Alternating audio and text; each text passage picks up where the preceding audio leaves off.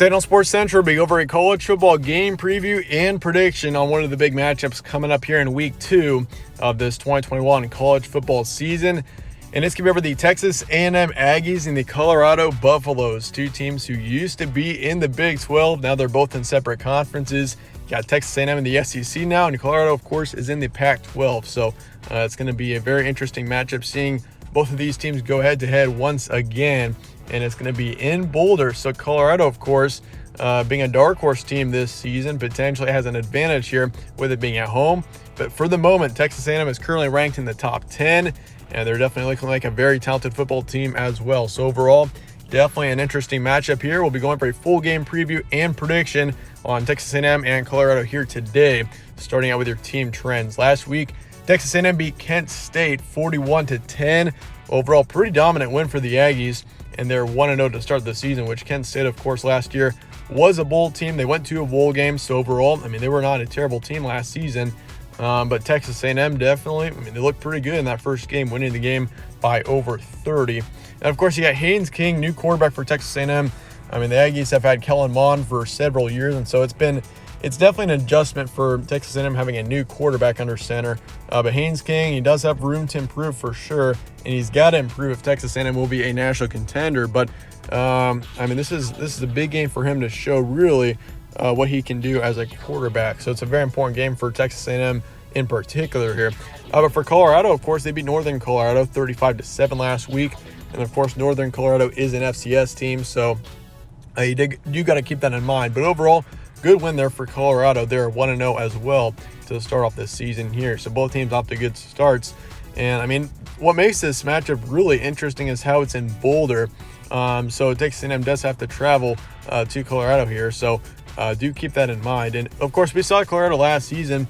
You could consider the Buffaloes to possibly be one of the more surprising teams of last season. We haven't seen Colorado be a very relevant team for several years. And last year, they were pretty decent, and they've got a lot of talent back from last season. So, you can't really tell much from their win against Northern Colorado just because of the level of competition there. But the Buffaloes definitely are a good football team. And if you're a Texas A&M fan, I would not be sleeping on Colorado, and I definitely would not think that this is a guaranteed win if you're a Texas A&M fan just because of that. But once again, it's in Boulder, 1:30 p.m. Mountain Time.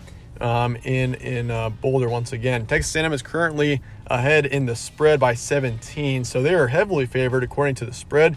ESPN FPI is also going with A&M 88%. So overall, the spread in the FPI is going heavily on Texas A&M here. Over/under is 52 as well. Series history: Colorado leads at 6-3.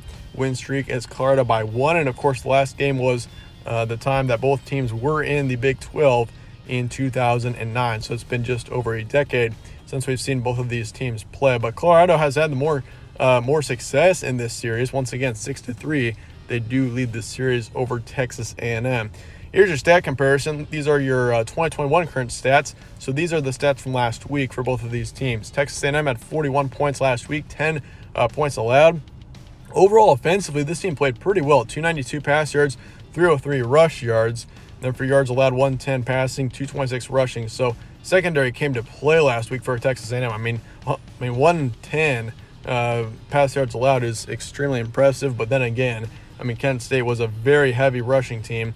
So that explains why they saw 226 rush yards last week. But yeah, for Texas A&M, of course, if you look at the quarterback situation, Haynes King, he's still a very young quarterback, so you can't really tell too much. But he does need to not turn over the ball so much. We saw that as a problem last week. He turned over the ball a couple of times, and it just destroys momentum. You cannot have turnovers. That's something that you really got to consider is, turnovers just, they can kill momentum, and they really, that's how you lose games is by turnovers. And Haynes King did throw a couple of picks last week, so, you can't have that in matchups against good teams. Like Kent State's one thing, but if you're going to throw 2 or 3 picks against a Power 5 opponent, for example, it's going to be a much different turnout than Texas A&M had last week. So, Haynes King, he's definitely showing potential, but you can't throw so many turnovers if you're going to win big games. And Texas A&M did rush a lot last week as well, 303 rush yards last week. As for the Buffaloes, 35 points per game. That's just of last week, of course, then 7 points allowed, 102 pass yards, 281 rush yards. So we saw a lot of rushing as well out of Colorado. Then 236 pass yards allowed, and you can tell Northern Colorado is not a rushing team. 20 rush yards allowed last week. So overall, pretty solid games for both teams last weekend. Some key points for this one: both teams are 1-0. I mean, Texas A&M had a dominant win against Kent State last week. Haynes King does need improvement. We did go over that. Plenty of talent around Haynes King, though. That's the thing. And that's the main reason why so many people, including myself, think Texas A&M should still be a good football team this season, is because of how much talent is around Haynes King. I mean, if you look at the return in production for Texas A&M from 2020 to 2021, I mean, the main change, the main question mark was definitely the quarterback position from the start. I mean, you're returning, or you returned quite a bit of your skilled players, and I mean, offensive line looks pretty good. I mean, defensively, everything looks pretty good. So overall, yeah, there's a lot of potential on this team. It's just a matter of how they perform in the games. But for the Buffaloes, good start to the season for sure. Team does have lots of potential. I mean, we did see them once again last year actually perform pretty well. I mean, Colorado was probably definitely a top half team in the Pac-12 last season. So I mean, if they can bring that into 2021 as well, I mean, be on the lookout for Colorado. They could do some damage in the Pac-12. So do be aware of that. But once again, I do gotta say, I mean, the spread has got Texas A&M by 17, so it's kind of expecting a semi-blowout of Texas A&M. But for me, I understand Texas A&M is a top 10 team, and you Aggie fans might not agree with this, but I think this game is gonna be close. And I could be totally wrong about this, but I think Texas A&M and Colorado will play pretty close in this matchup. I mean, with it being in Boulder, I mean, Texas A&M has got a pretty new quarterback situation with Haynes King. So of course there's a few uncertainties there.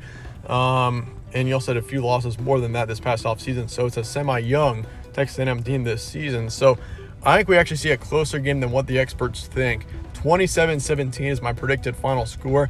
I considered making it 27-24 and bringing it within a touchdown, but I'm going to keep it as a 10-point win for Texas A&M, but more of a lower scoring matchup. So I am taking the under in this matchup, but I do think Texas A&M still wins. It's going to be closer, I think, throughout the entire game. I think Texas A&M maybe scores a touchdown in the last 3 or 4 minutes to really pull the win, give them the win. But I think this game is very close throughout the entire thing. And once again, Texas A&M gets the win, but it's going to be close. Over-under is 51. I'm taking 44 total points. So I am kind of confident that we'll see the under here in this matchup.